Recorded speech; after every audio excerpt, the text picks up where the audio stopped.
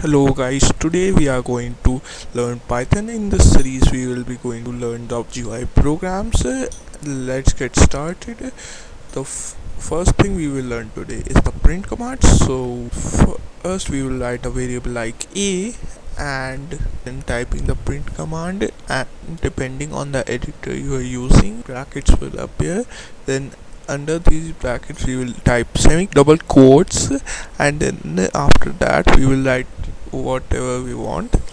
I will write hello world. So after let's type that. After typing it we will run the program and let's see. Here is our hello world. Thanks for watching. If you want more video, like and share. For now, bye.